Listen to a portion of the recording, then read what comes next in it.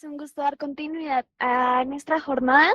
Mm, Siguiendo con nuestras charlas, seguiremos con la mecánica cuántica al servicio de la medicina por Esperanza Castellanos. Esperanza Castellanos es física, BCSC en física radiológica y médica, con amplia trayectoria en las áreas de radioterapia y radiología en instituciones especializadas en el tratamiento y control del cáncer. Líder del proyecto de creación de la Maestría en Física Médica de la Pontificia Universidad Javeriana, en la cual se desempeña actualmente como docente.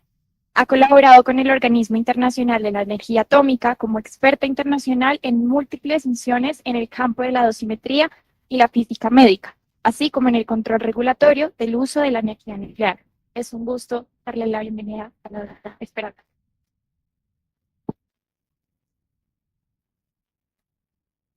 Buenos días para todos. Agradezco la invitación y estoy muy contenta de haber escuchado las conferencias de ayer y hoy porque muchas de ellas son abrebocas a lo que yo también tengo que explicar. Y de alguna forma eso me va a evitar tener que entrar al detalle específico de algunos aspectos que quiero mencionar. En realidad, pues mi vida ha transcurrido sobre todo en los hospitales, en los servicios de radioterapia y radiología, y entonces mi intervención va a ser muy aplicada. No voy a, digamos, dedicar atención hasta la física misma, al fondo de la física misma, sino a la aplicación. Bueno, tenemos que decir que la aplicación de la física cuántica en la medicina empieza, o todos lo sabemos y lo hemos escuchado en múltiples congresos, con el descubrimiento de los rayos X. Y efectivamente, esta imagen que tenemos ahí de una radiografía, pues corresponde al nacimiento de esa disciplina que se llama la radiología.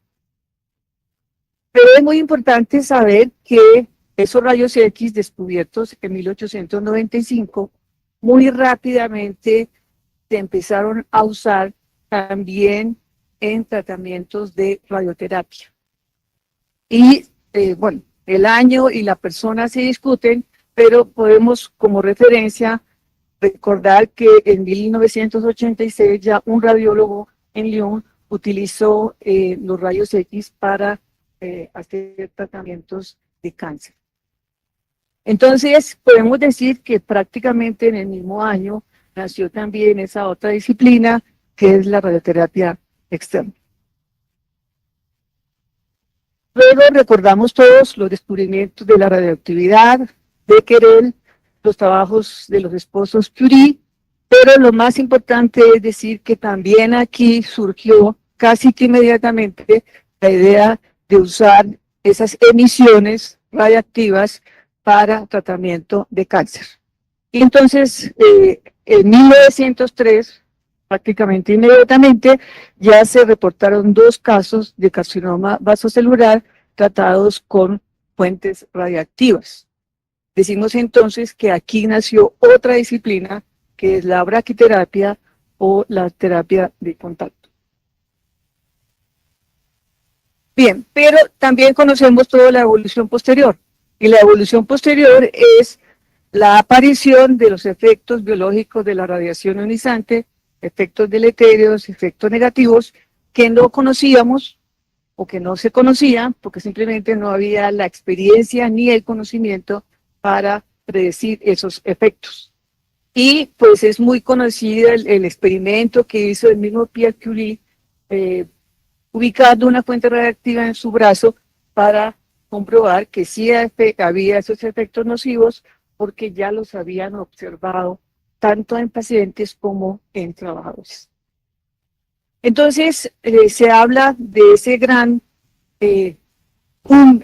periodo de conocimiento, de preguntas, de necesidades que aparecieron en relación con el uso de la radiación ionizante, porque ya en 1902 se detectaron los primeros casos de cáncer inducido por rayos X, ya en 1911 primeros casos de leucemia, inclusive en caso de trabajadores, Y en mismo 1911 se reportan 94 casos de tumores en Alemania en radiólogos, porque hubo en ese periodo un uso muy amplio de los rayos X a todo nivel, sin ningún tipo de protección y con los radiólogos prácticamente como fotógrafos delante de los pacientes.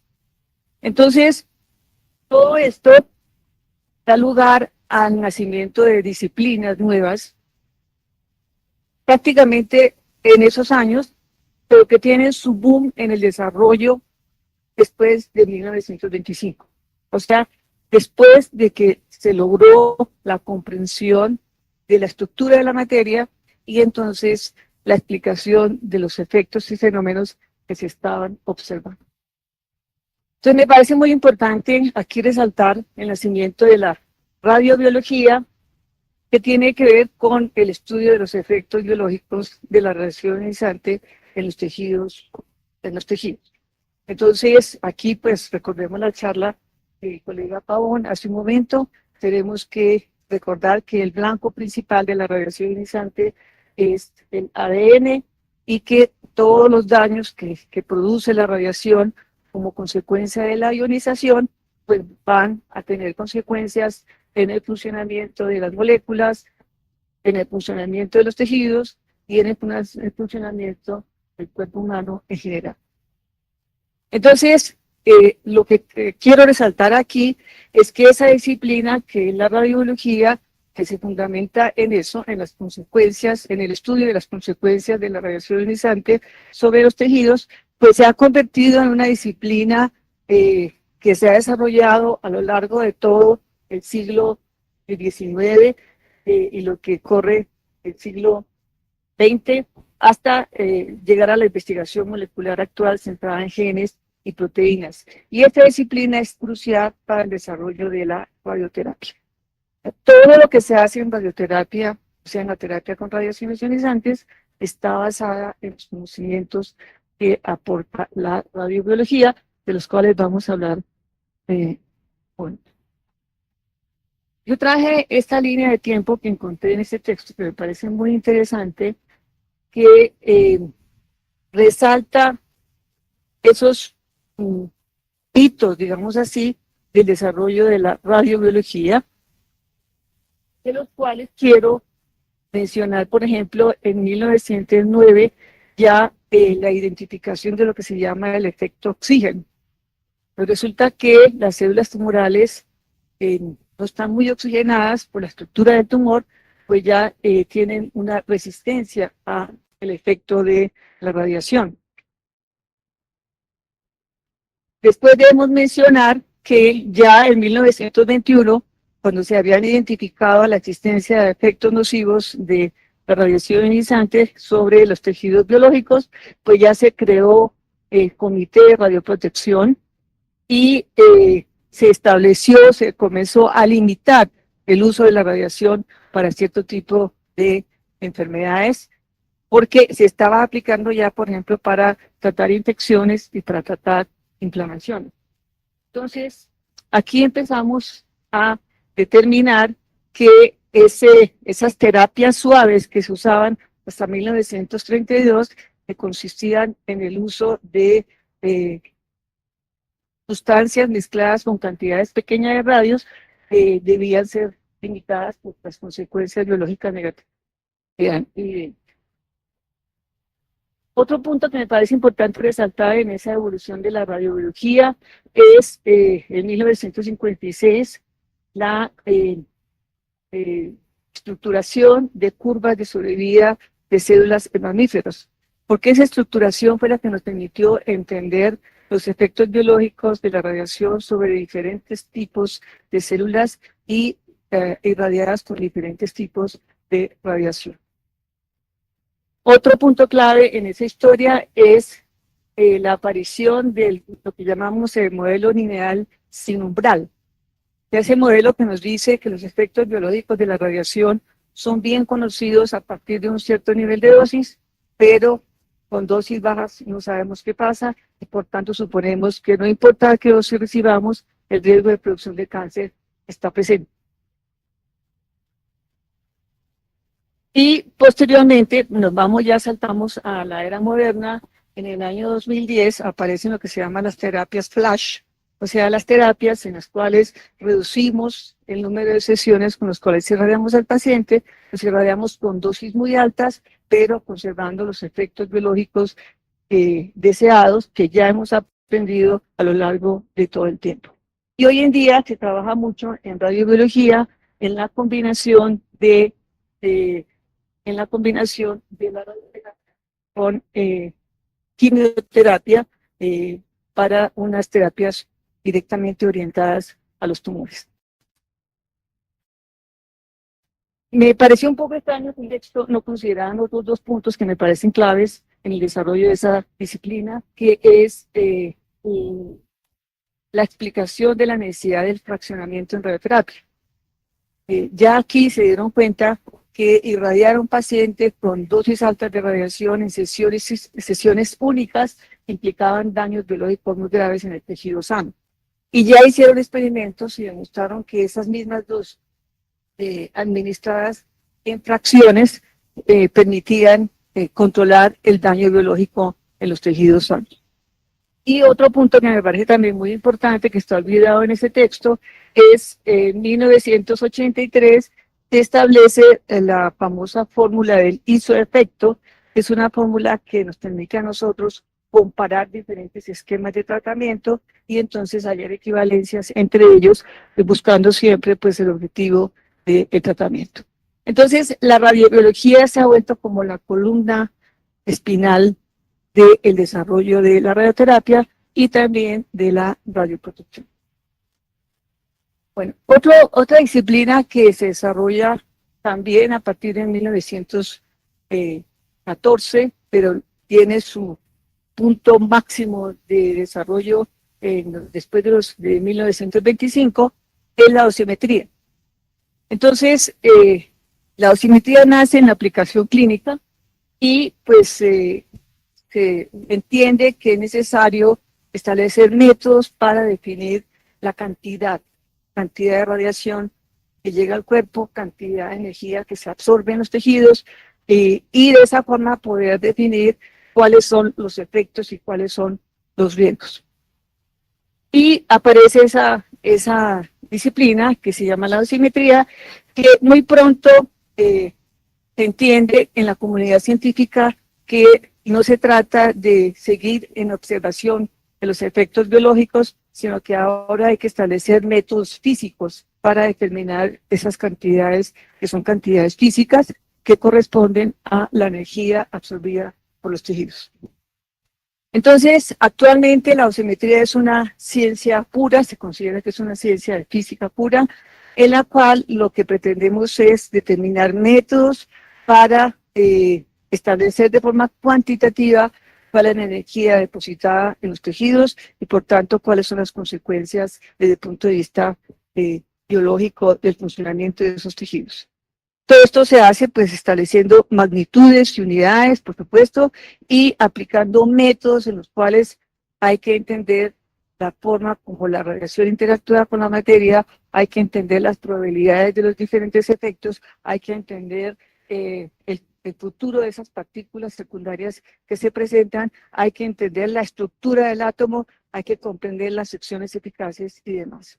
Entonces, es toda una ciencia que se desarrolla y que aplicamos nosotros en medicina, porque como lo vemos, precisamente la dosimetría nace como una necesidad en la medicina, pero se desarrolla bajo la aceptación de que son los métodos físicos los que necesitamos para precisamente esa comprensión. Entonces, aquí resalto mucho el hecho de que en dosimetría, métodos de tipo Monte Carlo y métodos avanzados de cálculo son los únicos que han permitido llegar al conocimiento profundo de cómo esa cantidad de energía llega al medio y cómo esa cantidad de energía produce los efectos biológicos que conocemos y entonces nos permite llegar también a procesos para determinar esas cantidades en elementos como los dosímetros. Me parece importante relacionar el centenario de la física cuántica con el centenario precisamente del desarrollo de la dosimetría. Entonces, en 1925, como ustedes ven, hubo un primer congreso, que fue el Congreso de Radiología en Londres, en donde ya fue claro que había necesidad de determinar unidades y medidas y magnitudes de radiación. Y en 1928 ya hubo un congreso, un segundo Congreso Internacional de Radiología, en el cual se define una primera unidad que se utilizó por mucho tiempo, pero que ya no usamos, que es el Röntgen. Y aquí aparece el nombre de un colega físico médico sueco, Rolf Sieber, que una de las unidades, una de las magnitudes que usamos actualmente, pues la unidad lleva su nombre. Más adelante, en el 37, se define la exposición y, muy importante, en 1950, la definición de esa magnitud, que es la esencia de lo que hacemos en dosimetría, que es la dosis absorbida y cuya unidad lleva el nombre de Louis Gray, un físico británico. Entonces, lo que quiero resaltar como experiencia muy importante, y es que en charlas que he escuchado en días anteriores sobre la física cuántica, los desarrollos actuales, uno de los que se menciona es la importancia de la física cuántica en la metrología, pero se refieren a la metrología para definición de patrones para otras magnitudes. Yo quise traer aquí el tema de las magnitudes que nos interesan a nosotros en dosimetría. Y lo que quiero resaltar aquí es que precisamente la dosimetría ha sido una disciplina de desarrollos continuos a lo largo del tiempo que han permitido poco a poco entender cuál es la forma de medir, cuál es la forma de calcular y cuál es la forma de tener una trazabilidad metrológica adecuada para la radiación ionizante. Y lo que quiero resaltar aquí es que todo ese centenario de desarrollos han llevado, por ejemplo, a la aparición de protocolos como este, que es el protocolo de calibración de haces de radiación, que como ustedes ven, es un protocolo único, basado en un único coeficiente, que es el NDW, y que está definido para todos los haces de radiación. Ustedes ven ahí rayos X de alta energía, electrones, protones, rayos X de baja energía, de media energía, etcétera, incluyendo partículas pesadas. ¿Qué es lo importante en esto? Lo importante en esto es que, por lo menos en la parte de dosimetría aplicada a radioterapia, tenemos un gran reto. ¿Por qué tenemos un gran reto? Porque resulta que ya se sabe hoy en día que para garantizar la curación de un paciente, o sea, para controlar un tumor, se requiere una exactitud en todo el proceso mejor que el 5%. Pero todo el proceso implica la adquisición de las imágenes, la ubicación del paciente, los cálculos que haya que hacer, etcétera, etcétera, una cantidad de procesos complejos. Y entonces, para la parte dosimétrica, ¿qué nos queda? Nos queda un reto gigantesco en la determinación de la dosis absorbida en un punto dentro del paciente, porque esa determinación debe tener una incertidumbre por debajo del 0,5%. Entonces, por eso se desarrolló este protocolo, y lo que le quiero contar es que ese protocolo, para poderse desarrollar, requiere de unos coeficientes que se llaman los coeficientes KQ, que son coeficientes que nos permiten relacionar la magnitud isométrica que nosotros trabajamos en clínicas con la magnitud dosimétrica que está definida, por ejemplo, en la Oficina Internacional de Pesos y Medidas, y la magnitud dosimétrica para una calidad de radiación dada con la calidad de radiación que utilizan en los laboratorios. Y esos coeficientes, ¿de qué dependen? Dependen de cómo la radiación interactúa con la materia y depende de cómo las partículas secundarias, que son los electrones, depositan la dosis en el medio y en particular en el agua. Y depende, lógicamente, del tipo de detector que usemos y de los factores de perturbación que ese detector implica cuando lo introducimos en un medio para medir lo que necesitamos medir. Esos coeficientes, ¿cómo se hallan? Se calculan por medio de método de Monte Carlo. Quiere decir que necesariamente tenemos que tener un conocimiento profundo de las calidades de la radiación, de la interacción radiación-materia y de las consecuencias de esa interacción. Otro aspecto importante que quería mencionarles en relación de cómo se aplica toda esa física fundamental que surgió después de 1925 con todas las explicaciones sobre la estructura de la materia, los efectos de la interacción radiación-materia y, por tanto, la posibilidad de usar esa física para las aplicaciones en medicina. El primer campo que debemos mencionar aquí es la imagenología médica. Aquí esto es una línea de tiempo que encontré en internet que es demasiado gruesa, pero no importa, nos va a permitir entender un poco cómo ha sido la evolución de la imagenología médica que pues está aplicando en el día a día en los hospitales. Primero que hay que decir es que evidentemente ya lo dijimos, la radiología nació con el descubrimiento de los rayos X. Pero ese periodo entre el descubrimiento de los rayos X y 1925 es un periodo de empirismo, es un periodo en el cual lo utilizamos, irradiamos, miramos y esperamos a ver qué pasa. Pero no hay explicaciones. Entonces, el desarrollo de la radiología diagnóstica inicialmente fue lento hasta 1914, cuando en 1913 pues, aparece el tubo de rayos catódicos, que es el origen o la esencia del tubo que usamos actualmente, el tubo de Coolidge, y luego pues, la Gran Guerra, que implicó un uso ampliado de los rayos X para el tratamiento de los soldados.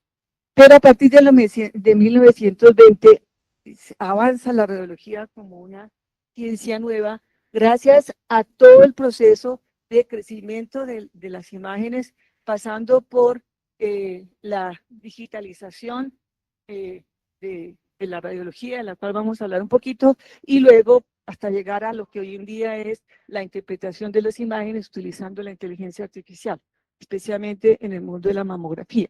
¿Por qué? Porque estamos ante una situación en el mundo en la cual tenemos acceso a la imagenología a nivel ampliado, y entonces lo que pasa es que los médicos se encuentran sobresaturados con esa información, sobresaturados con la cantidad de trabajo que tienen que realizar y además con la posibilidad de errores en esa análisis de imagen. Y por eso lo que finalmente tenemos actualmente son aplicación de inteligencia artificial y técnicas de avance analíticas avanzadas para análisis de esas imágenes. Bueno, quería contarles cómo nosotros aplicamos los conceptos de la medicina, de la física cuántica y de la física de interacción, radiación, materia en cosas tan sencillas como la radiología. Entonces, les traje estos dos ejemplos para contarles que, por ejemplo, en radiología convencional, pues una radiografía de tórax, por ejemplo, tenemos tejidos de alto contraste material, porque tenemos huesos, tenemos pulmón, tenemos vías aéreas, tenemos tejido graso, etcétera. Y entonces, pues, ¿qué es lo que tratamos de hacer aquí? Necesitamos tener una imagen donde podamos ver esos diferentes tejidos. Pero si tenemos alto contraste, porque tenemos hueso y a la vez aire, parece fácil lo que hay que hacer.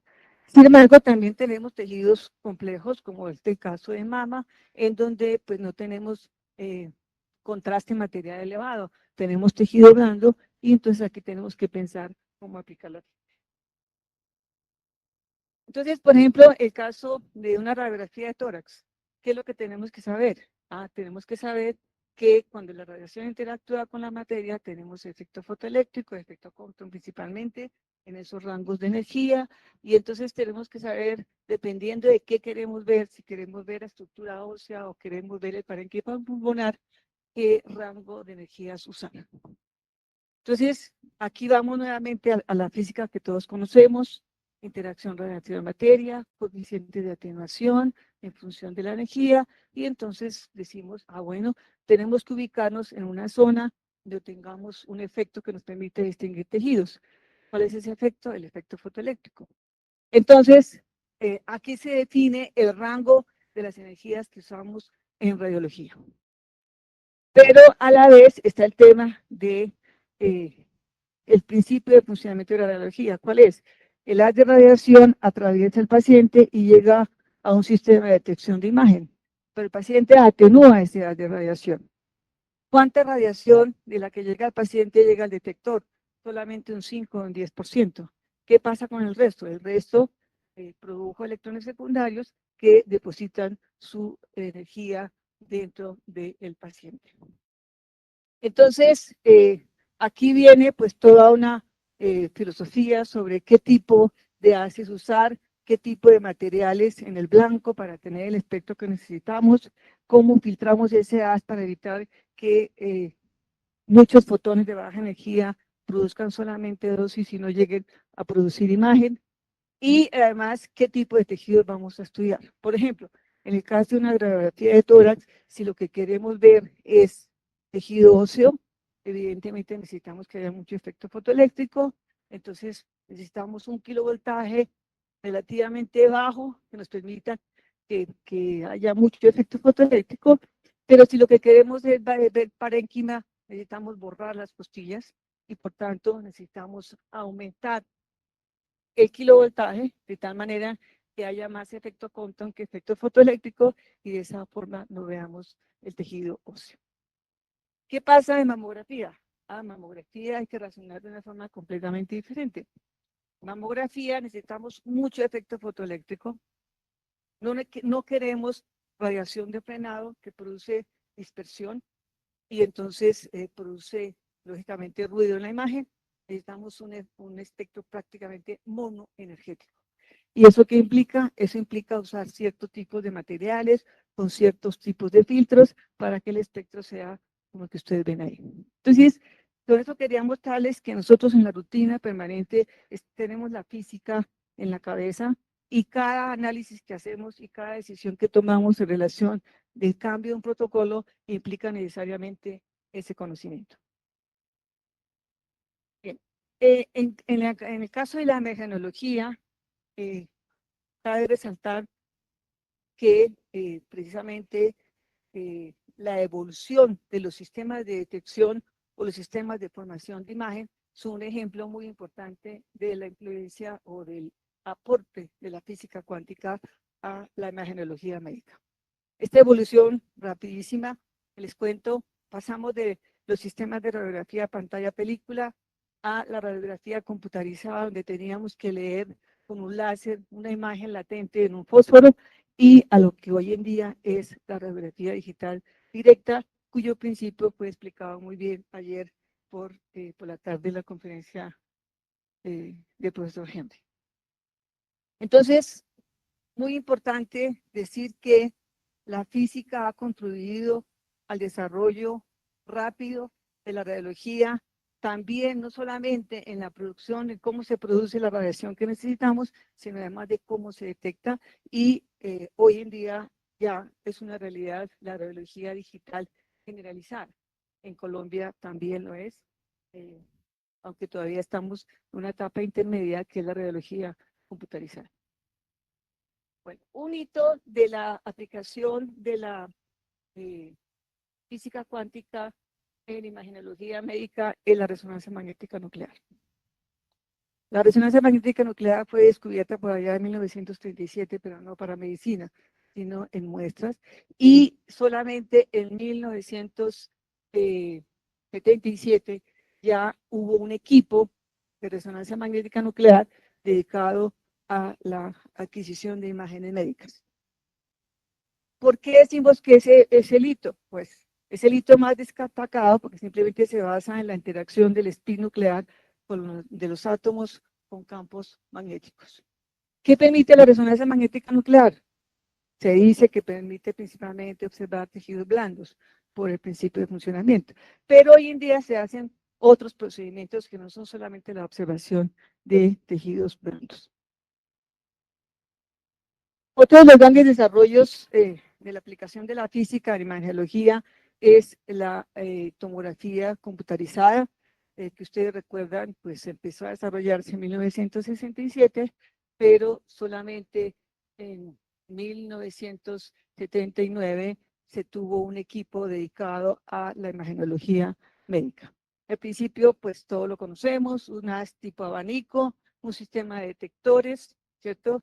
Detectores digitales, por supuesto, que captan la información de cuántos rayos X de cada energía pasa por cada línea o por cada rayo de ese haz, y luego hay una reconstrucción filtrada de esa imagen. Entonces, aquí lo que tenemos ya es la necesidad de una computación rápida, porque ha habido una evolución remarcable en la tomografía computarizada. Pasamos de TAC de un corte a TAC multicorte, y hoy en día tenemos la posibilidad de hacer una adquisición de tórax y abdomen en unos pocos segundos. Y la reconstrucción se hace simultáneamente con la adquisición. Eso implica necesariamente sistemas de cómputo poderosos aplicados en clínica. Pero me parece muy importante en este ambiente contarles que esa evolución de la tomografía computarizada ha pasado por la aparición de lo que se llama el TAC multicorte, la tomografía multicorte, en donde en una sola vuelta del tomógrafo podemos adquirir simultáneamente hasta 64 cortes del paciente. Pero otro desarrollo muy importante es lo que se llama la tomografía dual, que también la llaman tomografía espectral. Y pues este esquema que ustedes ven acá un poco representa lo que es. Entonces tenemos la posibilidad actualmente de adquirir simultáneamente información de la atenuación del paciente utilizando dos fuentes de radiación, o sea, dos tubos de rayos X con sus correspondientes sensores. ¿Qué permite eso? O sea, lo que estamos haciendo es utilizar dos espectros simultáneamente, un espectro de baja energía, un espectro de más alta energía, y de esa forma los médicos van a tener la posibilidad de la reconstrucción, identificar tejidos de diferente tipo de una manera mucho más eficiente que como se podía hacer con un tomógrafo tradicional. Bueno, hay que mencionar que hoy en día se habla, esta línea de tiempo nos está mostrando simplemente cómo el desarrollo de los microprocesadores, la tomografía computarizada, etcétera, pero todo ha llevado a lo que se llama el diagnóstico apoyado por computador y la introducción de la inteligencia artificial en el estudio de las imágenes. Hablemos un poquito de radioterapia, porque es otro de los campos en los cuales pues, la física está presente todos los días. La radioterapia funciona en una zona diferente, funciona en la zona de más altas energías, la zona donde es el efecto Compton, el efecto más importante, por cuanto aquí no nos interesa identificar tipos de tejidos, sino que nos interesa es penetración del haz en el paciente, y pues eso implica necesariamente altas energías. Pero también, como ya lo explicó el profesor Munevar hace un momento, se usan partículas, por ejemplo los neutrones, de los cuales él habló, pero también se usan protones, iones de carbono, que tienen pues otra aplicación un poquito diferente, de la cual pues no alcanzamos a hablar aquí. Pero ¿qué es lo importante? Que la radioterapia también ha evolucionado de forma impresionante gracias a la tecnología. Entonces empezamos con rayos X, como ya lo dijimos, luego buscamos más altas energías porque necesitamos penetrar en los tejidos y tener menos efectos secundarios en la piel del paciente, entonces unidades de cobalto, pero el estándar actualmente son los aceleradores lineales de partículas. Y ahí pues está toda la física cuántica que queramos en las diferentes componentes. Y también los haces de partículas, es una máquina de protonterapia que también se está volviendo una técnica muy aplicada en el mundo. Entonces, actualmente tenemos un abanico de posibilidades de múltiples tipos de aceleradores de partículas que ofrecen las empresas, con otras posibilidades que voy a mencionar en un momento que son muy importantes, que tienen que ver con la introducción simultánea de sistemas de imagenología para poder hacer un seguimiento a lo que se realiza con el paciente. Entonces, hoy en día hablamos de una radioterapia guiada por imágenes. Entonces ya no solamente el acelerador lineal de partículas, sino además el sistema de imagenología que está ahí presente en el sitio de tratamiento, con el cual podemos adaptar el tratamiento del paciente a su necesidad y corregirlo en función de su anatomía. Entonces, hemos avanzado en lo que se llama la conformidad anatómica. ¿Qué es lo que se llama la conformidad o la conformación anatómica? Es el proceso, o son los procesos mediante los cuales logramos que la dosis alta esté conformada al tumor que queremos irradiar o al volumen blanco que queremos irradiar, protegiendo los tejidos sanos. Y entonces la evolución, la ven ustedes ahí, en qué medida se mejora la conformación, a la conformidad de los haces en función de los avances tecnológicos. Y entonces ahora escuchamos hablar de la radiocirugía estereotáctica, en la cual podemos irradiar volúmenes muy pequeños con altísimas dosis, protegiendo los tejidos sanos. Hablamos de la radioterapia por intensidad modulada, en la cual producimos los haces, pero los modelamos, ya no tenemos un perfil plano, si tenemos un perfil o una forma caprichosa que depende de la forma del volumen del paciente.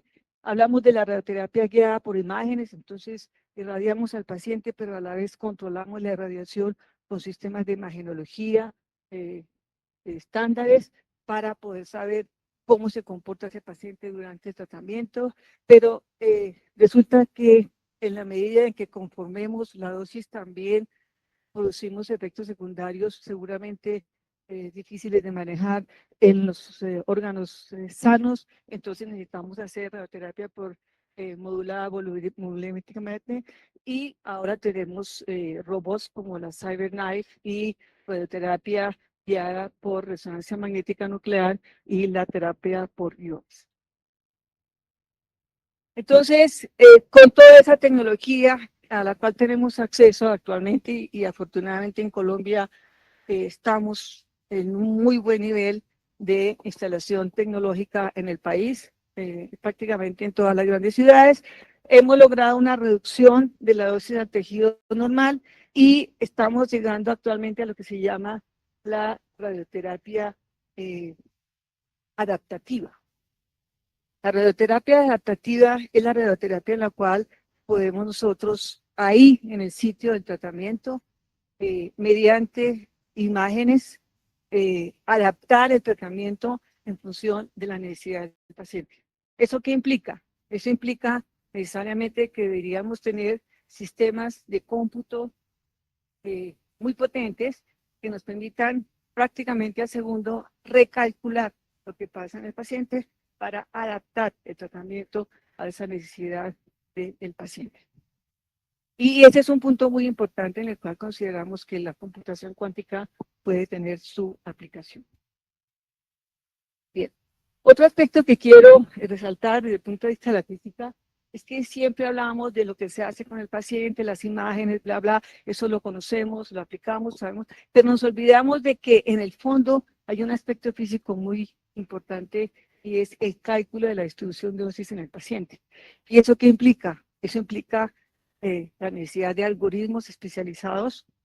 Hasta ahora han sido algoritmos tipo Monte Carlo los más adecuados, algoritmos especializados que nos permitan hacer un cálculo preciso de la distribución de la dosis. Y si vamos a hacer radioterapia adaptativa, ese cálculo debería hacerse ahí directamente al lado del paciente en la unidad de tratamiento. Entonces, aquí pues tenemos necesariamente el aporte de la física y la necesidad de desarrollos futuros. Igualmente sucede acá en esta radioterapia guiada por imágenes. Entonces necesitamos imágenes, como lo vamos a ver, se usa la resonancia magnética nuclear, que puedan ser reconstruidas prácticamente al instante. ¿Eso qué implica? Sistemas de cómputo potentes y seguramente algoritmos de tipo algoritmos de tipo cuántico de los cuales hemos hablado acá para lograr ese resultado. Bien. Avances que todavía no tenemos en Colombia, con la radioterapia guiada por resonancia magnética nuclear. Pero lo que tenemos es un acelerador lineal de partículas con una estructura especial y ahí mismo un resonador. Entonces hablamos de radioterapia que combina la resonancia magnética en tiempo real con la radioterapia. O sea que los físicos y los físicos médicos tienen la posibilidad de en el sitio definir dónde está el tumor, definir qué forma tiene el tumor ese día, porque los tumores evolucionan con las dosis de radiación que le estamos administrando, y de esa forma adaptar el tratamiento para la necesidad del paciente ese día. Pero todavía más interesante está la radioterapia guiada por PET, tomografía por emisión de positrones. Entonces sería una radioterapia que pues adopta un enfoque biológico para atacar el cáncer, porque precisamente lo que hacemos es, mediante un procedimiento de medicina nuclear, introducir un material radiactivo, ¿cierto?, que va a producir positrones y que por tanto va a producir aniquilación, para entonces observar dónde está el tumor y cómo se comporta ese día desde el punto de vista funcional, y de esa manera planear el tratamiento directamente en la máquina. Son avances poderosos que todavía no tenemos en Colombia, pero que seguramente van a llegar muy pronto. Bueno, y todavía algo más interesante, que es súper novedoso, y es que ahora estamos trabajando con lo que llaman tomografía computarizada sintética. ¿Qué significa eso? Resulta que el cálculo de dosis que hacemos en los pacientes se hace siempre sobre una tomografía computarizada. ¿Por qué? Porque en la tomografía tenemos la información sobre la densidad electrónica de los tejidos. ¿Por qué necesitamos la densidad electrónica? Porque lo que hay es efecto Compton. El efecto Compton pues tiene una alta, escribe principalmente probabilidad con la densidad electrónica de los tejidos.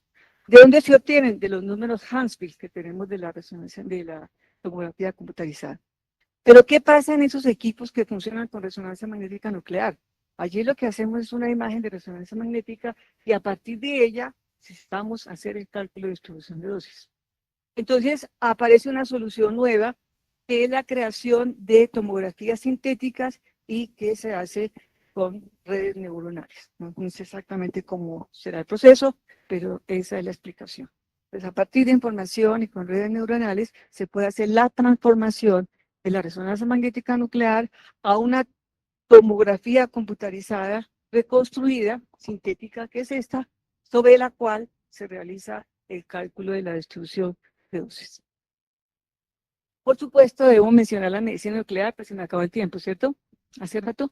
Entonces, simplemente les recuerdo que el avance más importante relacionado con la física cuántica de medicina nuclear, aunque la medicina nuclear es un mundo, esto deberíamos mencionar otros aspectos, es precisamente la tomografía por emisión de positrones. Y aquí funciona algo que explicó Edwin en la charla anterior. Entonces, los tumores son ávidos de glucosa, lo dijo él, ¿cierto? Los tumores son ávidos de alimentación.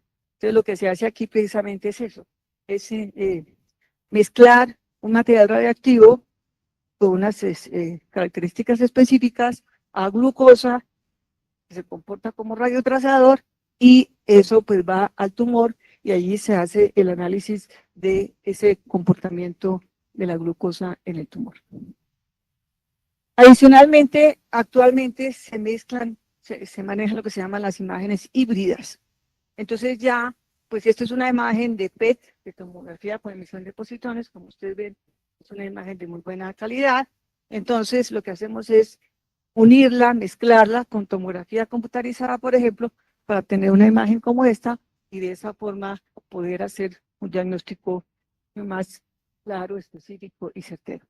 No olvidemos la aplicación de los láseres en medicina, principalmente como bisturí u otros, y finalmente este esquema que ustedes van a encontrar en este artículo, que ya no creo que, no sé si alguien lo presentó o en otro evento alguien lo presentó, en donde nos muestran cuáles son pues esas aplicaciones de la computación cuántica en salud, que pretenden, dice él, resolver de los tres retos principales, que son la precisión diagnóstica, la eficacia de los tratamientos y la gestión de datos. Y de acuerdo con su concepto, entonces las tecnologías cuánticas están revolucionando la forma en que se diagnostican, tratan y previenen las enfermedades. La potencia de la computación cuántica permite manejar grandes volúmenes de datos biomédicos con una rapidez y precisión sin precedentes, abriendo la puerta a nuevas formas de medicina personalizada y preventiva. Y en este artículo pues hay una información que me pareció muy interesante y es ver cuáles son esos aspectos en los cuales la computación cuántica tiene su aporte en la medicina y lo comparan con lo que aporta la computación clásica. Yo resalto aquí algunos aspectos que me parece importante.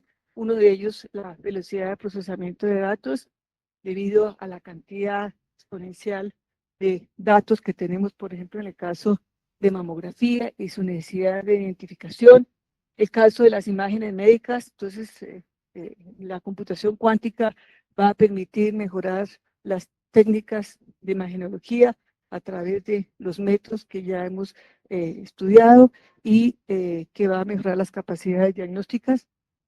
El caso de la medicina personalizada, que pues de alguna forma creo que sí, esta mañana hablamos un poquito de eso. Entonces, la posibilidad de optimizar planes de tratamiento considerando muchos factores simultáneamente, llevando a terapias específicas para cada paciente, que es lo que se hace, por ejemplo, en esa combinación radioterapia con medicina nuclear y con tomografía por emisión de positrones.